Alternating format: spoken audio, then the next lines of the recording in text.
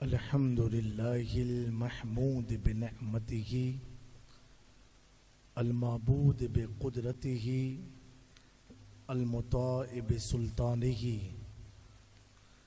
अल-मरहूब मिन आज़ाबिही व शिद्वतिही अन्नाफ़िज़ु अम्रहु फ़ी समाइहिल्लज़ी ख़लक़ बिक़ुदरतिही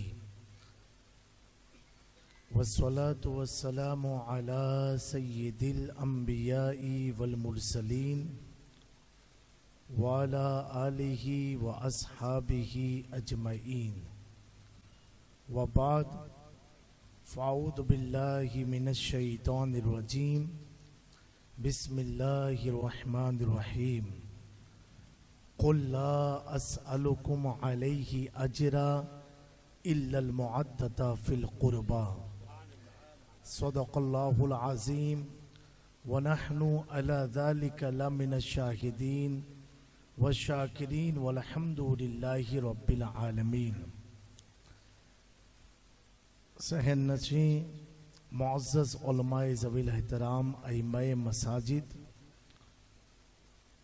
शोराए इस्लाम, मेरी निगाहों के सामने और दाएं बाएं बैठी हुई प्यारी प्यारी सुन्नी अवाम, पर्दा नशी ख़वातीन इस्लाम, अस्सलामु अलैकुम व रहमतुल्लाहि ताला व बरकातुहू। हज़रात गिरामी, आपके इस राबोड़ी में मेरे ख़्याल से जब हम कभी 10-11 साल की उम्र रही होगी तब आए थे, और आज अल्हम्दुलिल्लाह 36 साल के हो गए तब आए हैं। और इस इलाके का बड़ा पुराना ताल्लुक़ है खानवादे अशरफिया से, बुज़ुर्गों से, मशाइख़े तरीक़त से। कुछ अर्ज़ करने से पहले सारा मजमा नहायती अदब और एहतराम के साथ प्यारे आका सल्लल्लाहु अलैहि वसल्लम की मोहब्बत में डूब करके बावाज़े बुलंद झूम करके दुरूद पाक पढ़ लें। अल्लाहुम्मा सल्ली अला सय्यिदना मौलाना मोहम्मद व अला आलि सय्यिदना मौलाना मोहम्मद कमा तुहिब्बु व तुरदा बिन तुसल्ली अलैहि सल्लल्लाहु तआला अलैहि वसल्लम। एक बार और नबी और आले नबी पर बावाज़े बुलंद दुरूद पाक पढ़ लीजिए। सल्लल्लाहु अला नबी उम्मिही व आलिही सल्लल्लाहु तआला अलैहि वसल्लम। सलातु वस्सलामु अलैका या हबीबी या तबीबी या रसूलुल्लाह सल्लल्लाहु ताला अलैहि वसल्लम। हज़रात गिरामी, ये अल्लाह रब्बुल इज़्ज़त का करोड़ों एहसान है कि उसने हम तमाम को ज़िक्र शोहदाए करबला, अज़मत अहले बैत सुनने के लिए इकट्ठा किया है। अल्लाह रब्बुल इज़्ज़त इस पाकीज़ा महफ़िल की बरकत से हम सब की मग़फ़िरत फ़रमाए और इस बज़्म को कबूल फरमा के इस बज़्म में जिन लोगों ने जिस तरीके के हिस्से लिए हों, अल्लाह उसे कबूल फरमा करके उन्हें दुनिया और आखिरत में राहत व सुकून अता फरमाए। मेरे आका सल्लल्लाहु अलैहि वसल्लम के प्यारे दीवानों, वक्त बड़ा दामनगीर है और मैं अपनी गुफ्तगू का आगाज़ करता हूँ। ये जो मैंने कुरान मजीद की आयत की तिलावत का शर्फ हासिल किया, अल्लाह रब्बुल इज़्ज़त कुरान मजीद में इरशाद फरमाता है, कुल ला अस्अलुकुम अलैहि अजरा इल्लल मुअद्दता फ़िल क़ुरबा। मेरे प्यारो, नबी पाक सल्लल्लाहु ताला अलैहि वसल्लम की बारगाह के मुक़द्दस सहाबा इकराम, जिनकी शान ये है कि अल्लाह रब्बुल इज़्ज़त कुरान में फरमाए रज़ी अल्लाहु अन्हु व रज़ू अन, यानी हुज़ूर पाक सल्लल्लाहु अलैहि वसल्लम की सोहबत याफ्ता ईमान के साथ जो सहाबा इकराम दुनिया से रुखसत हुए, उन सब के लिए अल्लाह ने बशारत दे दिया कि अल्लाह उनसे राज़ी हुआ, वो अल्लाह से राज़ी हो गए। प्यारो, पता क्या चला? जब अल्लाह खुद फरमा रहा है कि वो अल्लाह से राज़ी हुए, मैं उनसे राज़ी हो गया, तो अब कोई नाराज़ लाख रहे, वो अपने ईमान का खुद का सोचे, ना कि उनके ईमान पर कोई तबर्रा करे, कोई कलाम करे। मैं अर्ज़ करना चाहता हूँ, प्यारे आका सल्लल्लाहु अलैहि वसल्लम के मुक़द्दस सहाबा, बारगाह रिसालत मआब सल्लल्लाहु अलैहि वसल्लम में तशरीफ फरमा होते और हर दिन इनकी ये ख्वाहिश होती कि नबी पाक सल्लल्लाहु अलैहि वसल्लम हमसे कुछ हुक्म फरमा दे, हमसे कुछ तलब फरमाए, हमसे कुछ कहें कि तुम दीन के लिए कुछ करो, मेरे लिए कुछ करो, मेरे घर वालों के लिए कुछ करो। लेकिन ये सहाबा की हसरतें दिलों तक रह जाती। आते खान का नबी पाक के दरवाजे पर महफिल खत्म हो जाती, अपने घर की तरफ रवा दवा होते, लेकिन दिलों में ये सवाल गूंजता रहता, वो कौन सा दिन आएगा और वो कौन सा लम्हा आएगा जब प्यारे आका सल्लल्लाहु अलैहि वसल्लम हम गुनहगार से कहेंगे कि आप मुझे ये दे दो या मेरी ये हाजतें पूरी कर दो, मेरी ये ख्वाहिशें पूरी कर दो। लेकिन उन सहाबा को ये भी मालूम था जिसके सदक़े में अल्लाह ने सारी कायनात बनाई हो उन्हें कौन सी हाजत हो सकती है। लेकिन ये इश्क का एक तकाजा हुआ करता है। अल्लाह के प्यारे नबी सल्लल्लाहु अलैहि वसल्लम के प्यारे दीवानों सहाबा इकराम अपने घरों तशरीफ ले जाते और दिली दिल में सोचते काश के मौला वो दिन आ जाए कि हुजूर हमसे कुछ ले ले, हमारी मोहब्बत का हम कुछ हदिया पेश करना चाहते हैं, कुछ नज़र पेश करना चाहते हैं। ये सहाबा के दिलों की कैफियत थी और इकट्ठा हो करके रिसालत मआब सल्लल्लाहु अलैहि वसल्लम की बारगाह करम में दाखिल होते हैं, हाजिरी लगाते हैं। इनके दिलों में ये सवाल था, अल्लाहु अकबर, मुस्तफा करीम क्या जवाब दे। अल्लाह तबारक व तआला ने उन मुकद्दस सहाबा के पाकीज़े सवाल को सुन करके हजरत जिब्रील अमी सिदरतुल मुंतहा को जमीन पर भेजा। कहा जाओ मेरे महबूब के पास एक पैगाम लेकर के जाओ। वो पैगाम क्या है? कुल ला अस्अलुकुम अलैहि अजरा। ए महबूब आप इनसे कह दो मैं तुमसे किसी चीज की उजरत का सवाल नहीं करता हूँ, मैं तुमसे कोई चीज नहीं मांगता हूँ। मैंने तुम्हें ईमान दिया उसके एवज में कुछ नहीं मांगता, मैंने तुम्हें कुरान दिया उसके एवज में कुछ नहीं मांगता, मैंने तुम्हें रोजे बताए उसके एवज में कुछ नहीं मांगता, मैंने तुम्हें खाने काबा को बातिल पुतों से आजाद कराया उसके भी एवज में कुछ नहीं मांगता, मैंने तुम्हारे लिए सफा और मरवा को अल्लाह की निशानी बनाई लेकिन उसके भी एवज में कुछ नहीं चाहिए, मैंने मकाम इब्राहिम का तकद्दुस बताया उसके भी एवज में कुछ नहीं चाहिए, मैंने हज बताया, मैंने ज़कात का तरीका बताया, अल्लाहु अकबर, मस्जिद हराम जैसी अनमोल नेमतें दी, लेकिन उसके भी बदले में अगर तुम कुछ देना चाहते हो, अब ये मुस्तफ़ा सवाल नहीं कर रहे हैं, ये जवाब अल्लाह ताला दे रहा है, इल्लल मुअद्दता फिल कुर्बा, कराबतदार से मुअद्दत करो, मुअद्दत करो। मोहब्बत का लफ्ज अल्लाह ने इस्तेमाल नहीं फरमाया, जबकि उलमा मौजूद है लफ्ज अरबी में मोहब्बत भी है, अल हब्बा युहिब्बु माने मोहब्बत करना। जैसे कुरान में अल्लाह ने फरमाया ए महबूब कुल इन कुंतुम तुहिब्बून अल्लाह, ए महबूब आप इनसे कह दो अगर ये अल्लाह की मोहब्बत का दावा करते हैं तुहिब्बून अल्लाह। पता क्या चला लफ्ज अरबी में मोहब्बत का इस्तेमाल होता है लेकिन अल्लाह तबारक व तआला ने करीम मुस्तफ़ा के कराबतदार के लिए मोहब्बत का लफ्ज इस्तेमाल नहीं फरमाया बल्कि क्या फरमाया इल्लल मुअद्दता फिल कुर्बा, मुअद्दत का लफ्ज इस्तेमाल फरमाया। मेरे प्यारो ये जब आयत नाजिल हुई यहाँ पर एक इख्तियार मुस्तफ़ा किस तरीके से साबित होता है आपकी तवज्जो चाहता हूँ। अल्लाह ताला ने क्या फरमाया इल्लल मुअद्दता फिल कुर्बा, महबूब की कराबतदार से मुअद्दत। लेकिन अल्लाह ने ये नहीं फरमाया कि कराबतदार में कौन लोग हैं, ये कौन लोग हैं, ये नहीं फरमाया बल्कि क्या फरमाया जो मुस्तफ़ा के करीब तर लोग हैं उनकी मुअद्दत तुम पर फर्ज है। गोया कि अल्लाह तबारक व तआला ये इख्तियार मुस्तफ़ा को दे रहा है, ऐ महबूब जिसे तुम अपना कराबतदार कह दोगे अल्लाह उसी को तुम्हारी अहले बैत में शामिल।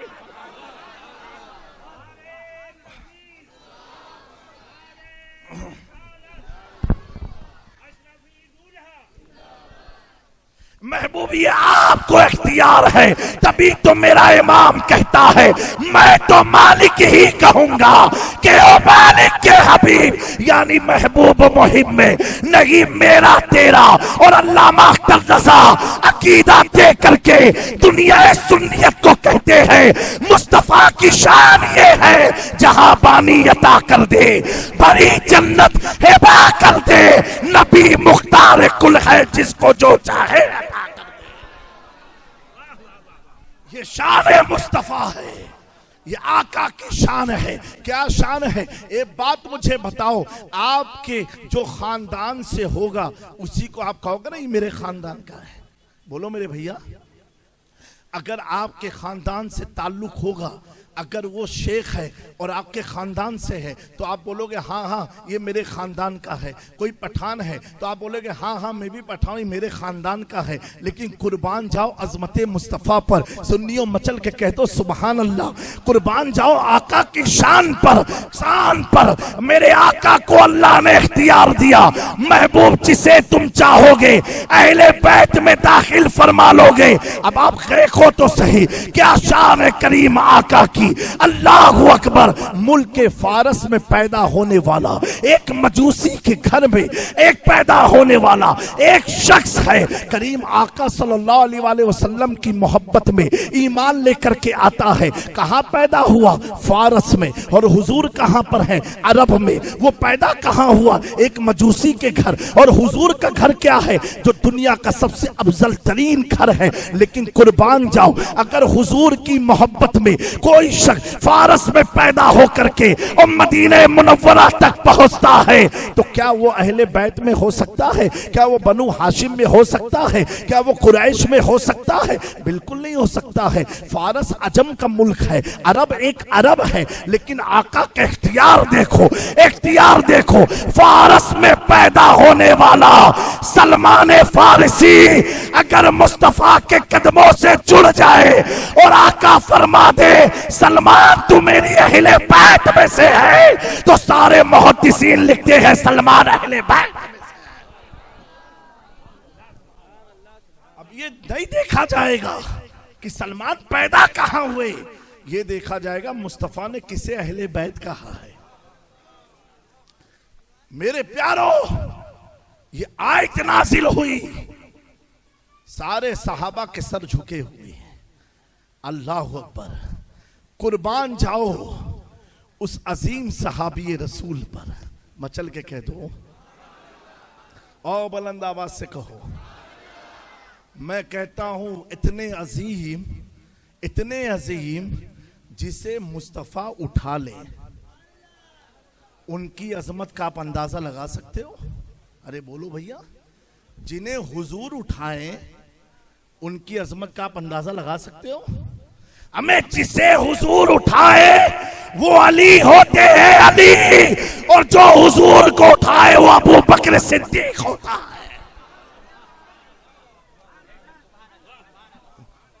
जिसे हुजूर उठाए वो फातिह खैबर है, और जो हुजूर को उठाए वो अबू बकर सिद्दीक है। समझा मेरी बात को?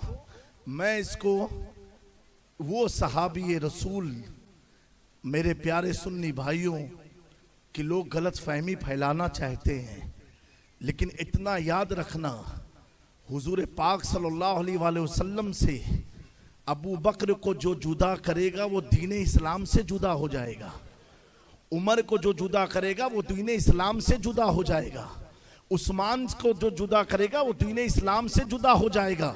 किसी जलसे में चंद उलमा ने कहा कि आज चंद सादाते किराम है जो हुजूर के सहाबा की नामूस की हिफाजत करते हैं। मैंने कहा सुनो, वो वही हो सकता है जिसकी रगों में सच्चा हसनी हुसैनी खून होगा, क्योंकि ये सहाबा की अजमतों पर पहरा डालना ये आज का ये मौकफ नहीं है। उलमा की बावकार उलमा की तवज्जो चाहता हूँ, ये आज का कोई मिशन नहीं है, बल्कि ये तो हमने हैदर कल्लार से सीखा है। जब उस्माने गनी के जान के दुश्मन लोग बन गए थे, उस वक्त अली ने हसन हुसैन को उस्मान के घर पर पहरेदार की हैसियत से खड़ा किया और कहा शहजादों किसी जालिम को घुसने मत देना कि कहीं उस्मान का कत्ल ना हो जाए। पता क्या चला, अस्मते सहाबा में खड़े होना, उनकी नामोज की हिफाजत के लिए खड़े होना, या तो हसन हुसैन ने किया या कयामत तक उनकी नस्लें करती रहेंगी।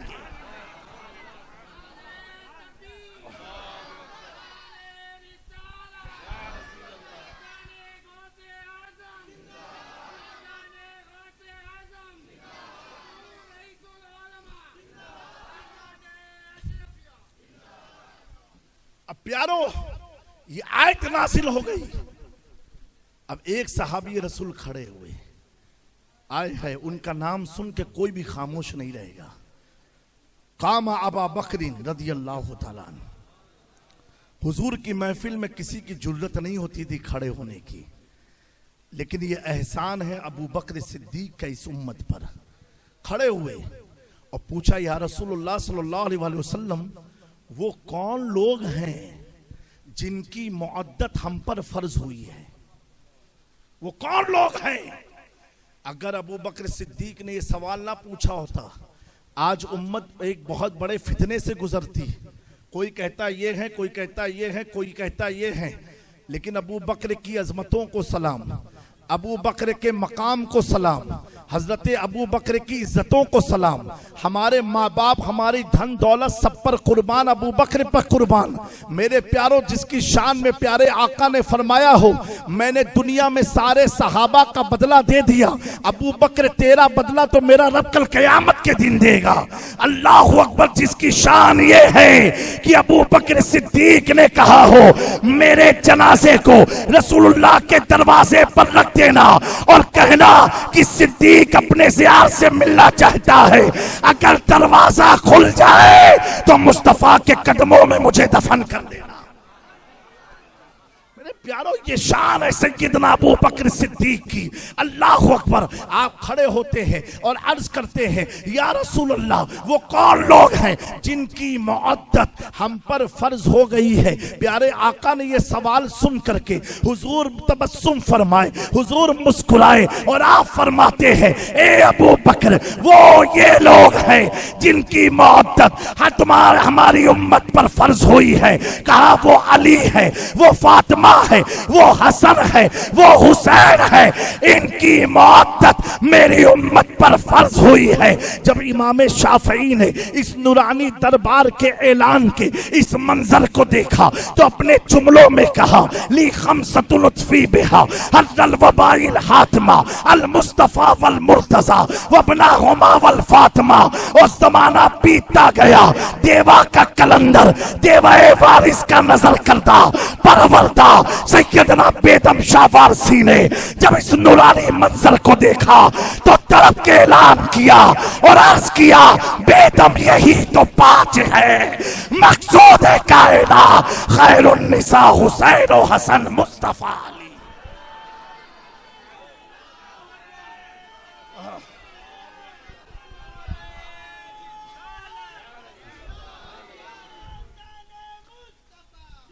मेरे प्यारो,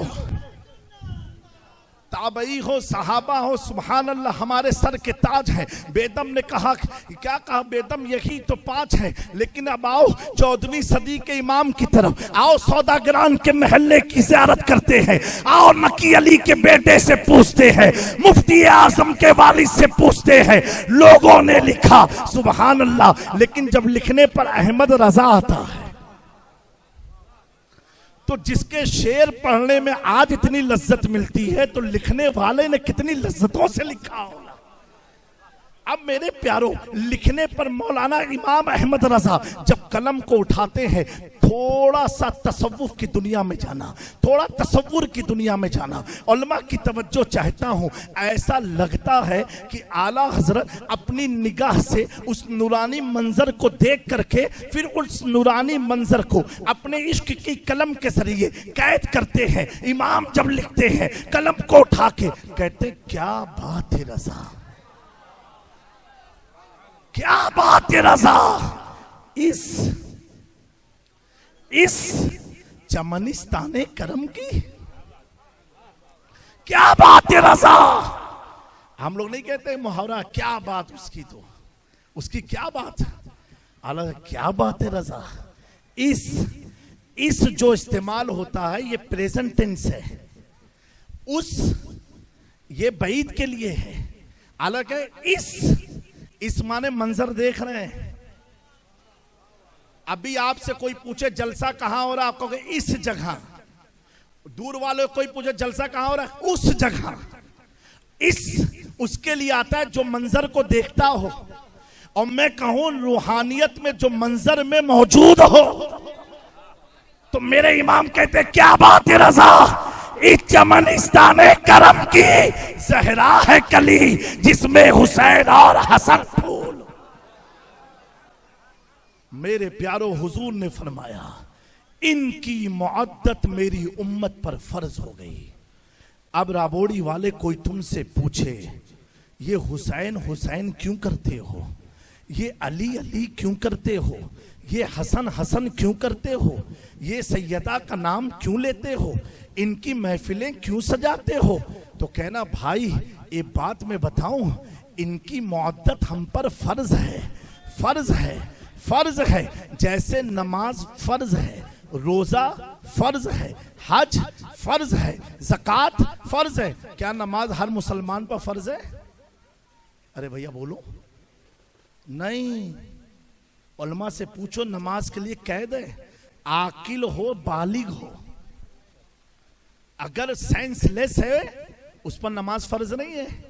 किस पर फर्ज है? आकिल हो और बालिग हो, उस पर नमाज फर्ज। थोड़ा तवज्जो देना, मजा आ जाएगा। लेकिन जो आकिल भी है बालिग भी है, अगर उसका सफर मोर देन 92 किलोमीटर है तो फर्ज नमाज में कंसेशन है। जोहर की 2 फर्ज पड़ेगा, असर की 2 फर्ज पड़ेगा, मगरिब तो 3 पड़ेगा, और इशा की 2 फर्ज 3 वित्र पड़ेगा। कंसेशन है सफर की वजह से। अब आओ रोजा क्या हर मुसलमान पर फर्ज है?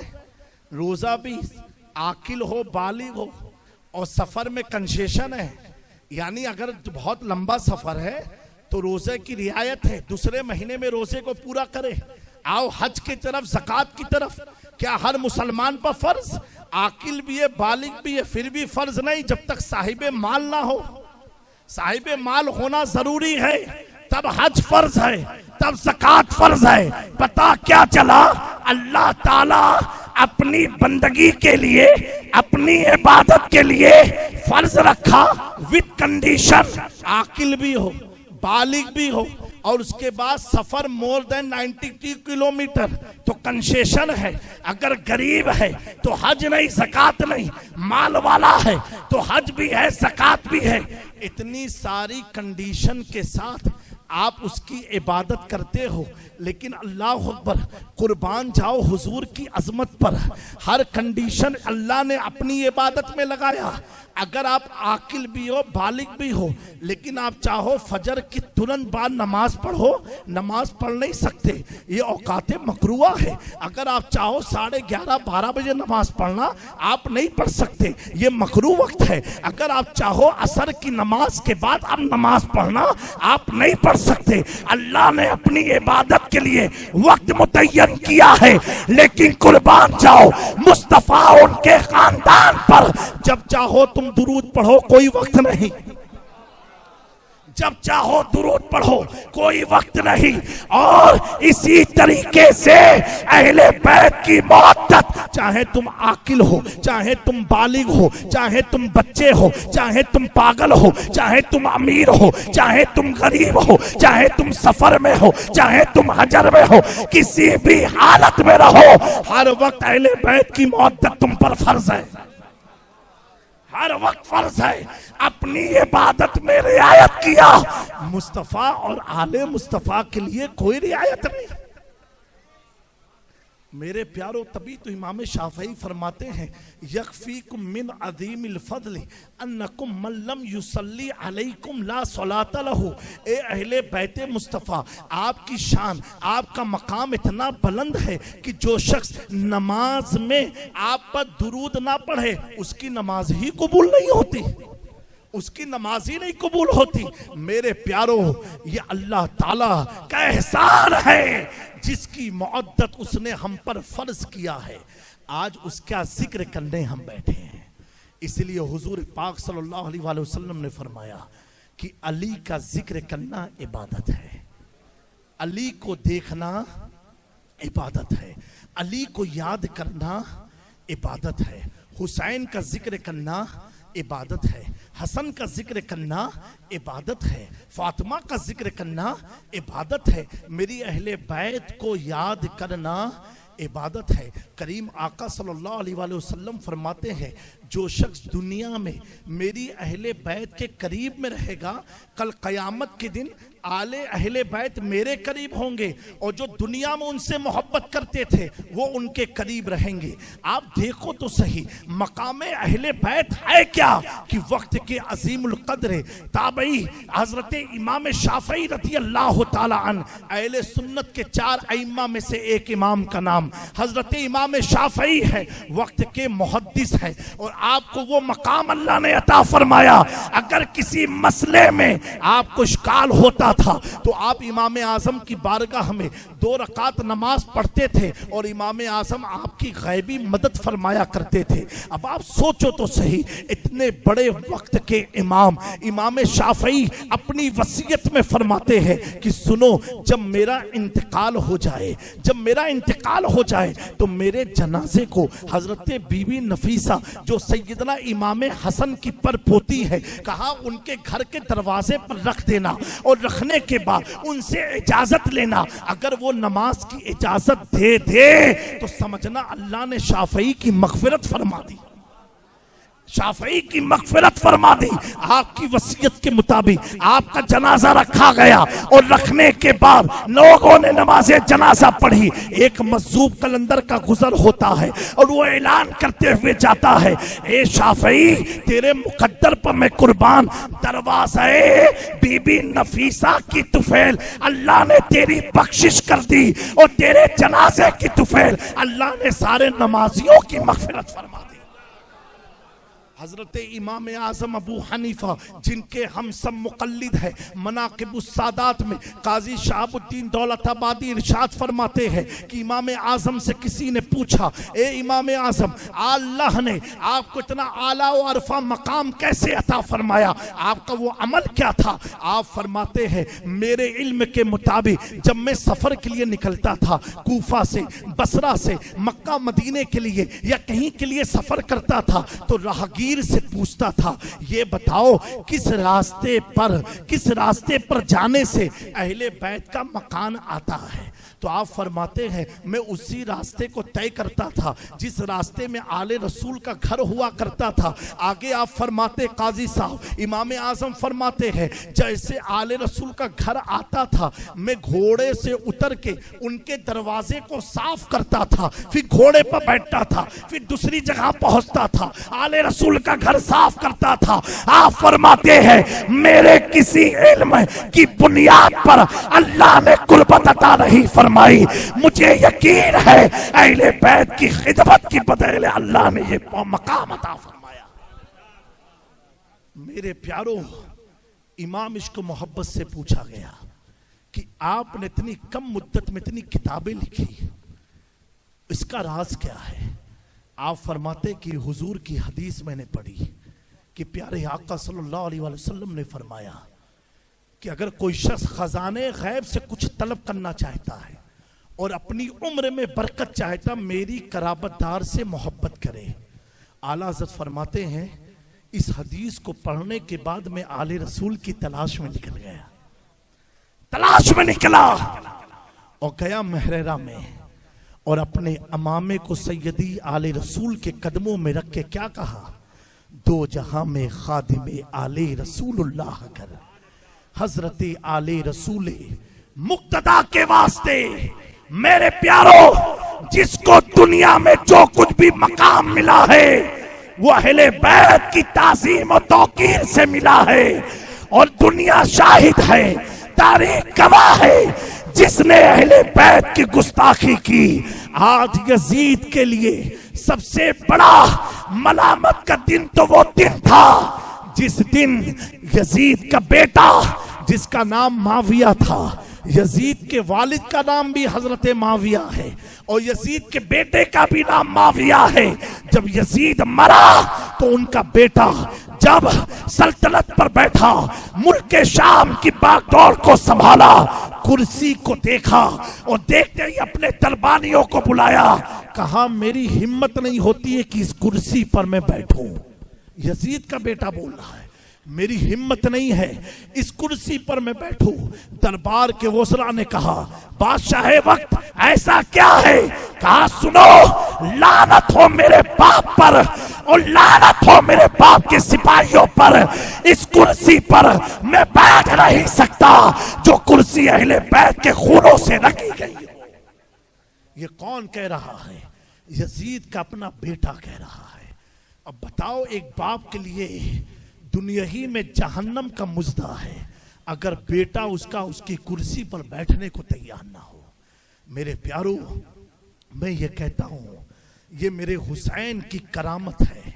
मैं आखिरी बात अर्ज करता हूं, मेरे इमाम आली मकाम की करामत है। करबला के मैदान में क्या करामत है? और कयामत तक के मुसलमानों को पैगाम दिया।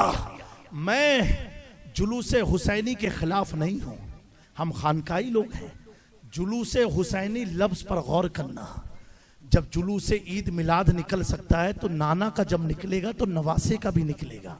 मैं जुलूस के मुखालिफ नहीं हूं, लेकिन मेरे प्यारो इतना याद रखना, वो जुलूस हुसैनी कब होता है? हुसैनी जब चरस, गांजे, डीजे, बाजे, ये सरों पर पट्टियां, मातम, लठबाजियों से जब पाकीज़ा हो तो समझ जाना ये जुलूस यजीदियों का नहीं, इमाम हुसैन की याद का जुलूस निकल रहा है।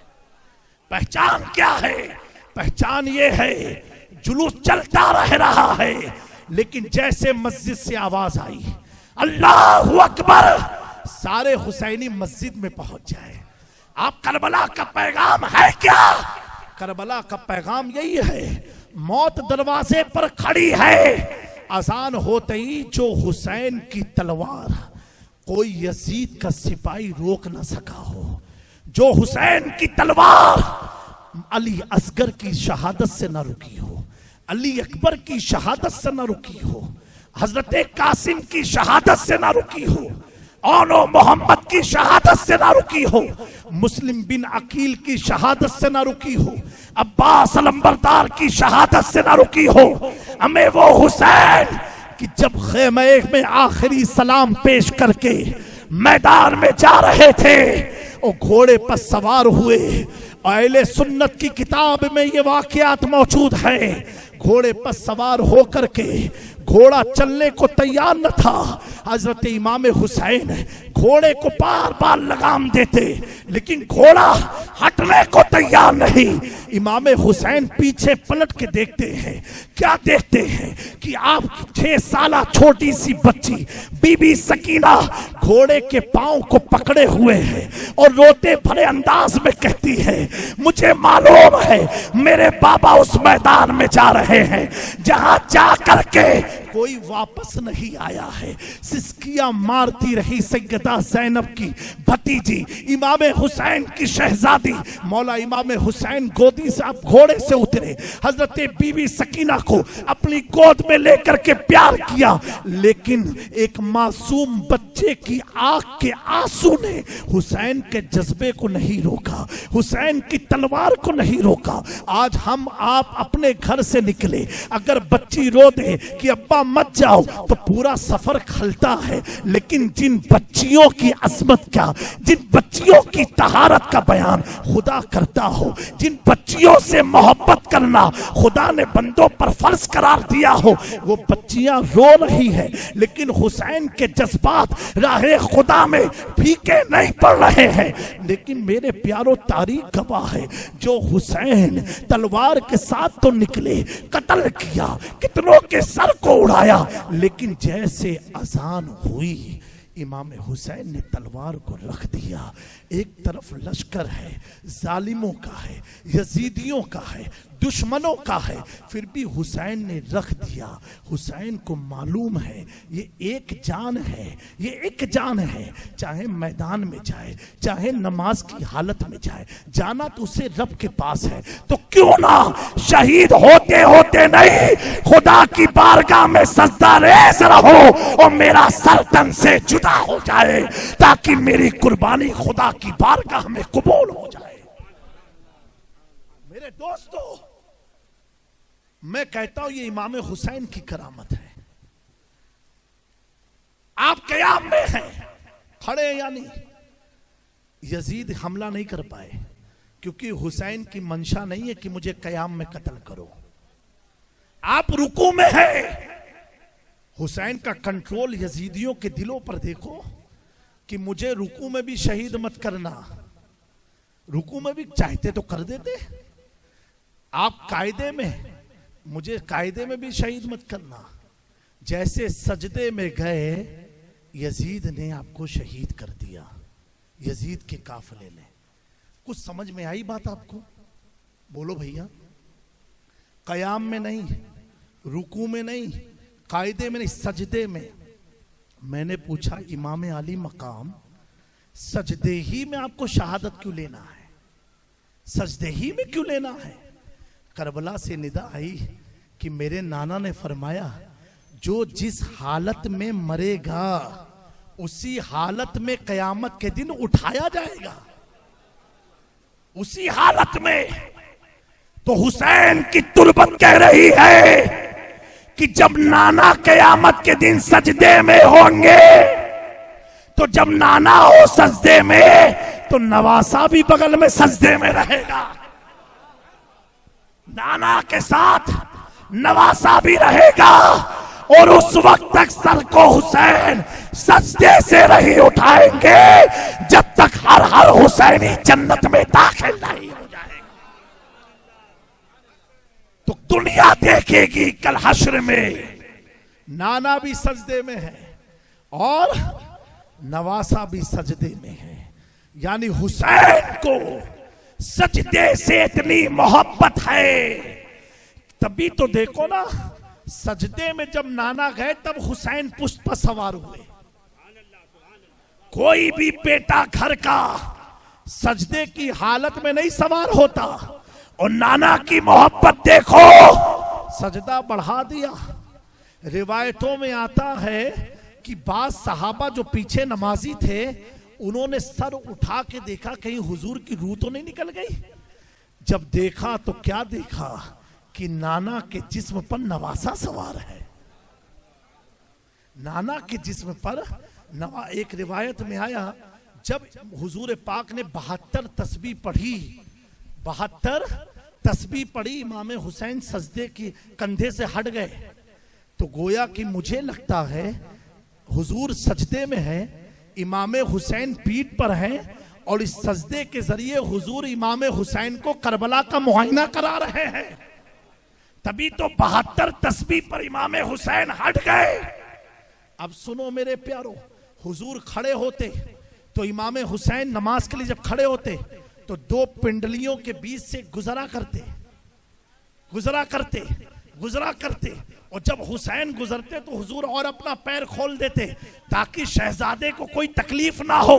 अब सोचो तो सही, जिसकी मोहब्बत में हुजूर मिंबर से उतर आए उसे हुसैन कहते हैं, जिसकी मोहब्बत में सजदे को लंबा कर दे उसे हुसैन कहते हैं, जिसकी मोहब्बत में पिंडलियों को चौड़ा कर दे उसे हुसैन कहते हैं, जिनकी मोहब्बत में कयाम को लंबा कर दे उसे हुसैन कहते हैं। हुसैन तेरी अजमत को सलाम, जिसकी मोहब्बत में हुजूर अपने बेटे कमा इब्राहिम को कुर्बान कर दे उसी को हुसैन कहते हैं। ऐ हुसैन इब्ने अली तेरी शहादत को सलाम, दीन हक अब ना किसी दौर में तनहा होगा। ये बात जहन में आ गई, इजाजत है, सुनने का मूड है। आपके बच्चे कैसे चलना सीखते हैं? कैसे चलते हैं? वॉकर से। अम्मा अब्बा हाथ पकड़ा के चलाते हैं। थोड़ा माइक सपोर्टिव नहीं है, आइंदा माइक थोड़ा रखिएगा इंशाअल्लाह। लेकिन मैं सपोर्ट करे या ना करे, हुसैनी लोग का सपोर्ट अच्छा है। तो कहां रोड पर कोई चलता है, कोई घर पर चलता है ना, अम्मा अब्बा दादा दादी चलाना सिखाते हैं, कहां चलते हैं? रोड पर। और हुसैन ने चलना कैसे सीखा मालूम है? सुन के कह दो सुभान अल्लाह। और बाव से बुलंद या हुसैन, या हुसैन बाव से बुलंद। हुसैन की अजमत देखो। जब हुसैन के चलने की उम्र हुई तो अम्मा अब्बा ने नहीं, हुजूर पाक सल्लल्लाहु अलैहि वसल्लम की खिदमत में सैयदा फातिमा लेके आई। मंजर दिखा रहा हूं ताकि आप समझ सको, अल्लाह माफ फरमाए। हुजूर पाक अपने एक कदम पर इमाम हुसैन का कदम रखते, दूसरे पांव पर इमाम हुसैन का कदम रखते, और रखने के बाद आप बैठ जाते हैं ऐसे। आप देखना इसको, ऐसे उंगली को पकड़ लेते, हुसैन का एक कदम ये पैर पर, एक कदम ये पैर पर, उंगली पकड़ लेते, और पकड़ने के बाद कहते बेटा चलो चलो, पैर लंबा करते चले जाते। इमाम हुसैन हुजूर के कदम से चलते चलते रान मुबारक तक आते, फिर उसके बाद शिकम तक आते। रिवायत में आता कि हुजूर लेट जाते, इमाम हुसैन सीने पर आके खड़े हो जाते, फिर हुजूर कहते बेटा पीछे जाओ, फिर रिवर्स इमाम हुसैन होते। अरे हुसैन की अजमत तो देखो, सारे बच्चे जमीन पर चलना सीखते हैं और हुसैन जिसमें मुस्तफा पर चलना सीखते हैं।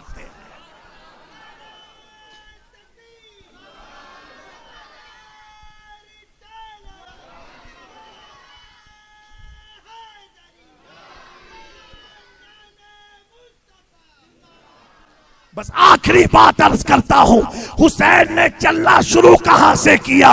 उस कदम पाक से किया जिसके ताल्लुक से खुदा कुरान में फरमाता है ला उक़्सिमु बिहादल बलद अंता हिल्लुन बिहादल बलद। ऐ मुस्तफा, उस शहर की कसम जहां आप अपना कदम रख देते हो, जिस कदम की कसम खुदा खाता हो, उस कदम पर कदम किसका है? हुसैन का है। तभी तो मेरा इमाम कहता है तेरे कदमों में जो है गैर की ठोकर पे न डाल, झिड़कियां खाए कहां छोड़ के सदका तेरा। ये हुसैन के चलने की इब्तिदा है। इंतहा कहाँ है? इंतहा सीना है। और सीने की शान क्या है? अलम नशरह लका सदरक व रफाना लका दिक्रक। यानी हुसैन का कदम उस मुकद्दस सदर मुबारक पर है जिसके ताल्लुक से खुदा कहे व रफाना लका दिक्रक व रफाना लका दिक्रक। तभी तो मेरा इमाम कहता है रहेगा यूं ही, उनका चर्चा रहेगा, भले खा के हो जाए चल जाने वाले। बरसता नहीं देख कर अब्र रहमत, बदों पर भी बरसा दे, बरसाने वाले चाहते आप तो खुद दौड़ के आता पानी। या हुसैन आपकी ठोकर से निकलता पानी, एड़िया अपनी जमीन पर जो लगड़ते अस्कर, करबला तेरे संभाले ना संभलता प्राणी। क्या थी औकात पिला देता जो दरिया पानी, मेरे अब्बास ने दरिया को पिलाया पानी। शाह हस्ते हुसैन, बादशाह हस्ते हुसैन, दी हस्ते हुसैन दी। अल्लाह ताला हम सबको अहले सुन्नत के अकीदे पर कायम और दायम रखे। अल्लाह ताला हम सब की जायज़ मुरादों को पूरी फरमाए। और इसी तरीके से आज हम सब जो जमा होके जिक्र मौला हुसैन सुन रहे हैं, अल्लाह हमारे नसीब में वो लम्हे लिख दे। इसी तरह हम सब करबला शरीफ में मौला हुसैन की ज़ियारत करें। वमा अलैना इल्लल बलाग। अस्सलामु अलैकुम व रहमतुल्लाह।